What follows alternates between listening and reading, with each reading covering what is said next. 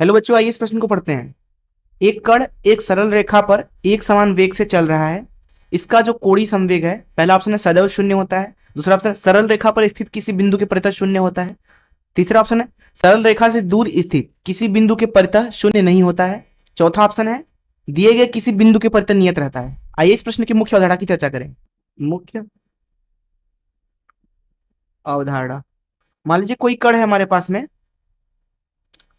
जो कि किसी बिंदु के परितः ओमेगा से घूम रहा है।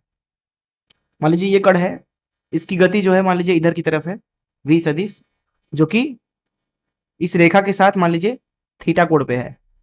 यहां से यहां तक का जो स्थिति सदिश है वो r सदिश है, इस तरीके से। तो कण का इसके परितः कोणीय वेग जो है ओमेगा मान लेते हैं।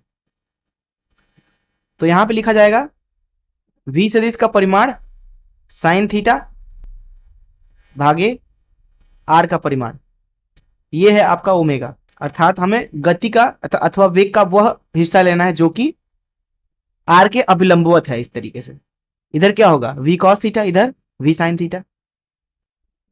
साथ ही साथ इस बिंदु के परितः जो यहां पे वस्तु है, ये वस्तु, उसका कोणीय संवेग अगर लिखना चाहें तो L का मान लिखेंगे I ओमेगा के बराबर।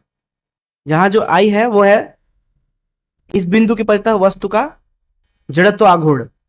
तो इस मुख्य उदाहरण से चलिए प्रश्न को हल करते हैं। प्रश्न में बोला जा रहा है कि एक सरल रेखा है, तो ये सरल रेखा मान लेते हैं इस तरीके से। एक काम करते हैं, नीचे ले लेते हैं। ये सरल रेखा है आपकी, जिसके ऊपर जो कण है वो चल रहा है। तो ये कण है अपना, ये इस तरीके से जा रहा है v गति से। तो इसके कोणीय संवेग पे हमें टिप्पणी करनी है। पहला है बोला जा रहा है सदैव शून्य होता है। देखिए हम यहाँ पे दो बिंदु ले लेते हैं। एक तो ले लेते हैं इस सरल रेखा पर ही, उसको हम बोल देते हैं a, और एक हम ले लेते हैं इधर बिंदु b।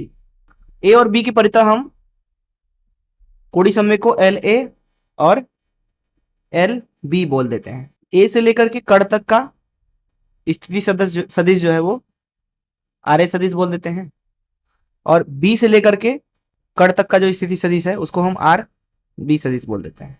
ये वाला जो कोण है यहां से इस तरीके से है, थीटा कोण बोल देते हैं। देखिए ए के परितः जो कण का कोणीय वेग है उसको हम ओमेगा ए बोल देते हैं, और बी के परितः जो कोणीय वेग है कण का उसको हम ओमेगा बी बोल देते हैं। तो ओमेगा ए का मान लिखेंगे यहाँ पे।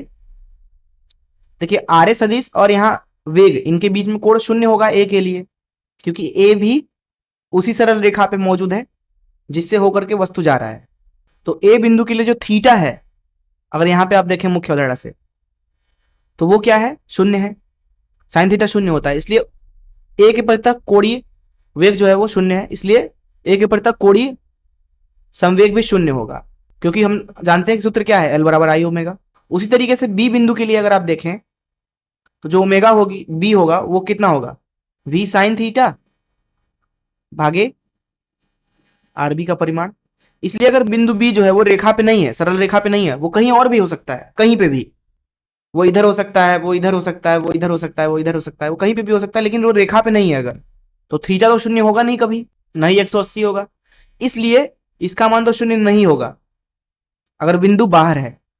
इसलिए हम बोलेंगे कि जो एल बी है वो होगा बी के परितः जड़त्वागुण, उसको आई बी बोल देते हैं, गुणे ओमेगा बी, जो कि क्या है, शून्य नहीं है। प्रश्न के प्रथम ऑप्शन में बोला रहा है कि कोणीय संवेग सदैव शून्य होता है, नहीं।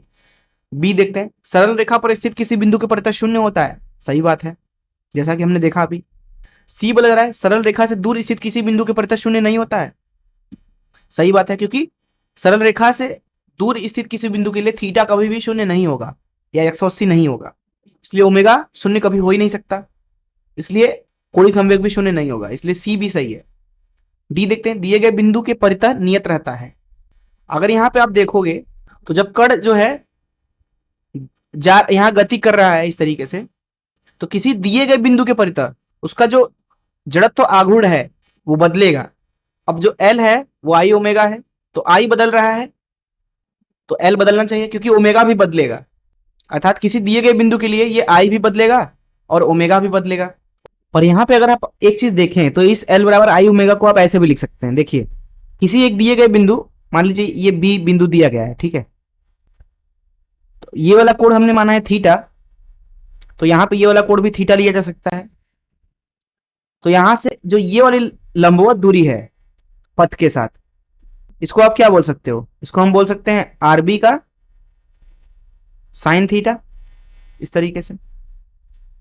अब देखिए, दिए गए बिंदु के लिए जो ये लंबवत दूरी है सरल रेखा के साथ, ये तो नहीं बदलने वाली कण की गति के साथ, इसको हम बोल देते हैं एल। तो यहां एल बराबर आई ओमेगा है, इसलिए इसको बल्कि बोल लेते हैं एल नॉट। तो यहां से लिख देते हैं एल बराबर आई, देखिए क्या होगा, आई हो जाएगा एम आर का वर्ग, एम आर मतलब आर बी इसका वर्ग, गुड़े ओमेगा, ओमेगा यहां से आप देखिए V sine theta, V sine theta भागे आर बी। तो ये आपको क्या मिल रहा है? ये मिल रहा है एल बराबर M V R B sine theta. ये किसके बराबर है? एल नॉट के। तो एल बराबर क्या हो गया यहाँ पे? M V L not.